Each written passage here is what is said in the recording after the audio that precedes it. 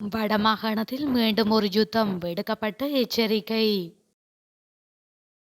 விடுதலை புலிகளின் காலத்தில் பெண்கள் சுதந்திரமாக திரிந்தார்கள். கொக்கு தொடுவாய் மனித எச்சங்கள் 30 ஆண்டுகளுக்கு மேற்பட்டவை.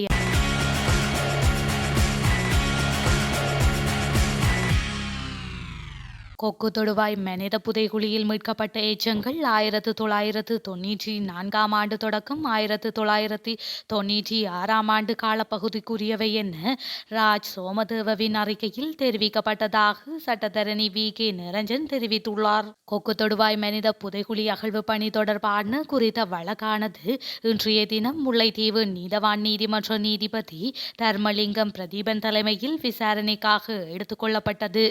இந்த வழக்கின் பின்னர் ஊடகங்களுக்கு கருத்து தெரிவிக்கும் போதே சட்டத்தரணி வி.கே. நிரஞ்சன் மேற்கண்டவாறு குறிப்பிட்டுள்ளார். இது தொடர்பில் அவர் மேலும் கருத்து தெரிவிக்கையில், ஏற்கனவே அகழ்ந்து எடுக்கப்பட்ட எச்சங்களிலிருந்து பெரிதாக எடுக்கப்பட்ட அனைத்து பிறப்பொருட்கள் தொடர்பான பேராசிரியர் ராஜ் சோமதேவ அவர்களது அறிக்கை இன்று மன்றிற்கு அனுப்பி வைக்கப்பட்டதன் அடிப்படையில் முல்லைத்தீவு நீதவான் நீதிமன்ற நீதிபதி த பிரதீபன் அவர்களால் மன்றில் தெரிவிக்கப்பட்டிருந்தது. பகுப்பாய்வின் அடிப்படையில் இது 1994 ஆண்டுக்கு முற்படாததும் 1996 ஆண்டுக்கு பிற்படாததுமான காலப்பகுதியினை கொண்டிருக்கலாம் என பல பக்க அறிக்கைகள் தாக்கல் செய்யப்பட்டுள்ளது. இது ஒரு இடைக்கால அறிக்கையாக பார்க்கப்படுகின்றது. அத்தோடு மீண்டும் எஞ்சிய எலும்புக்கூட்டு தொகுதியினை அகழ்ந்தெடுப்பதற்கான நடவடிக்கைகள் அநேகமாக மார்ச் மாதம் 4ஆம் தேதி ஆரம்பிக்கப்பட இருக்கின்றது. இருப்பினும் அதற்கான நிதி அமைச்சினால் வழங்கப்படும் பட்சத்தில் அகழ்வு நடைபெறும் என எதிர்பார்க்கப்படுகின்றது. ஆகவே மீண்டும் மார்ச் மாதம் 4ஆம் தேதிக்கு குறித்த வழக்கானது ஒத்திவைக்கப்பட்டுள்ளது. அதே நேரம் வைத்தியர்களின் அறிக்கையின் மனித எச்சங்களின் வயது, பால், இறப்பிற்கான காரணம் போன்றவை இன்னும் வராமல் நிலுவையில் இருக்கின்றது என மேலும் தெரிவித்துள்ளார். விடுதலை புலிகளின் காலத்தில் வடக்கு கிழக்கு பகுதிகளில் வாழ்ந்த தமிழ் சிறுமிகளுக்கும் பெண்களுக்கும் பாதுகாப்பான சூழல் இருந்தது. ஆனால் இன்று அவர்களுக்கு பாதுகாப்பற்ற சூழல் உருவாகியுள்ளது என நாடாளுமன்ற உறுப்பினர் சார்ல்ஸ் நிர்மலநாதன் தெரிவித்துள்ளார். அண்மை காலமாக நாட்டில் பெண்களுக்கு எதிராக அரங்கேறும் வன்செயல்கள் குறித்து நேற்றைய தினம் நாடாளுமன்றத்தில் உரையாற்றிய போதே அவர் மேற்கண்டவாறு கூறியிருந்தார். இது தொடர்பாக அவர் மேலும் கருத்து தெரிவிக்கையில், கடந்த 15ஆம் தேதி மன்னார் தலைமன்னார் பகுதியில் ஒரு கொடூரமான சம்பவம் நிகழ்ந்தேறியது. 10 வயது நிரம்பிய பாடசாலை மாணவியான அன்சியான் கியானுசியா என்ற சிறுமி தகாத செயலுக்கு உட்படுத்தப்பட்டு பின்னர் மெல்லிய நூலினால் கழுத்து நெரிக்கப்பட்டு கொல்லப்பட்டார். குறித்த சம்பவத்துடன் தொடர்புடையவர் என சந்தேகிக்கப்பட்டு 52 வயதுடைய ஒருவர் காவல்துறையினரால் கைது செய்யப்பட்டு நீதிமன்றில் முற்படுத்தப்பட்டார். இதன்போது தான் சிறுமியிடம் தகாத முறையில் நடந்து கொள்ளவில்லை எனவும் கொலை மட்டும்தான் செய்தேன் என்றும் கூறியுள்ளார். இதுவே விடுதலை புலிகளின் காலத்தை எடுத்து பார்த்தால் அப்போது தமிழ் சிறுமிகளுக்கும் பெண்களுக்கும் பாதுகாப்பு இருந்தது.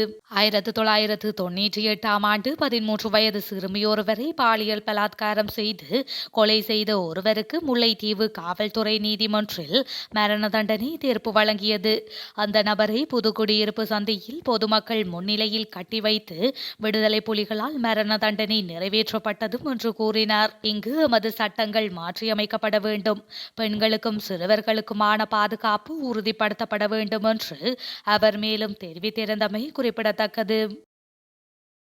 அண்மையில் இந்திய தூதுவர் யாழ்ப்பாணம் சென்று தமிழ் அரசியல் பிரதிநிதிகளை சந்தித்த போது நாடாளுமன்ற உறுப்பினர் சுமந்திரன் சீனா இலங்கையில் இருப்பது எமக்கு விருப்பமில்லை என்று குறிப்பிட்டார் என பிரித்தானியாவில் இருக்கும் இராணுவ ஆய்வாளர் கலாநிதி அரூஸ் தெரிவித்துள்ளார். இதேவேளை இந்தியாவின் பாதுகாப்புக்கு பங்கம் ஏற்படாமல் நாங்கள் சீனாவுடன் உறவுகளை பேணுவோம் என்று அனுரகுமார திசாநாயக்க அண்மையில் குறிப்பிட்டிருந்தார்.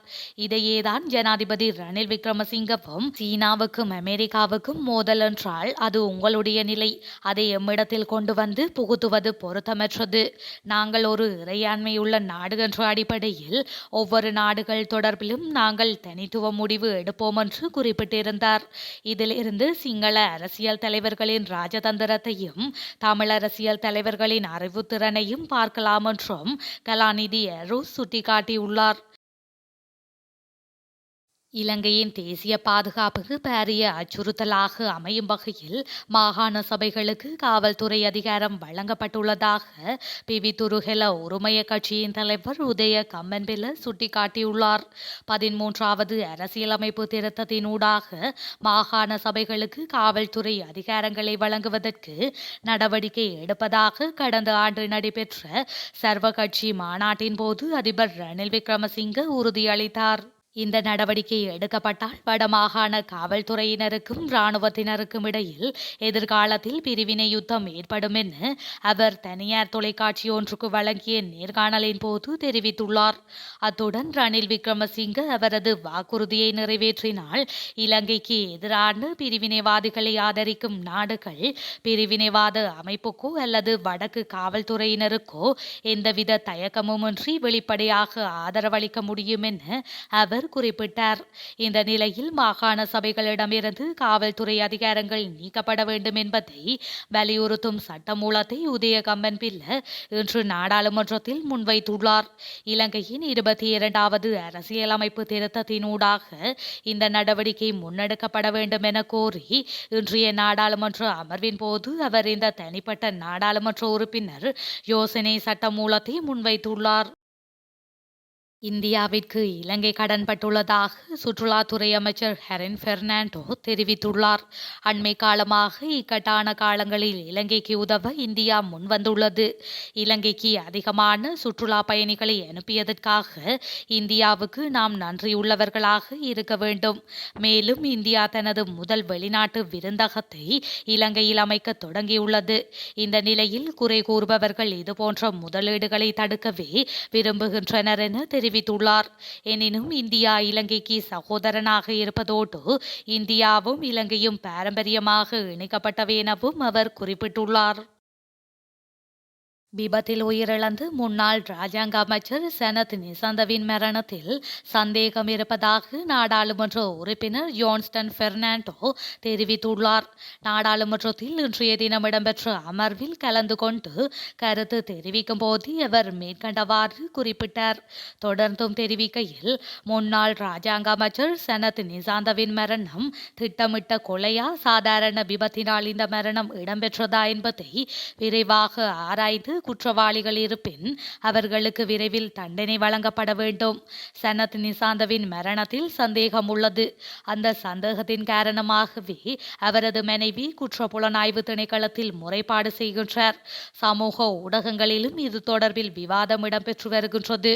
குற்றப்புலனாய்வு திணைக்களத்தில் சமர்ப்பிக்கப்பட்டுள்ள முறைப்பாடு விரைவாக விசாரணைக்கு உட்படுத்தப்பட வேண்டும் என்பதுடன் அவ்வாறான சம்பவம் இடம்பெற்றிருந்தால் சட்டத்தின் முன் நிறுத்தப்பட்டு தண்டிக்கப்பட வேண்டும் எனவும் குறிப்பிட்டுள்ளார்.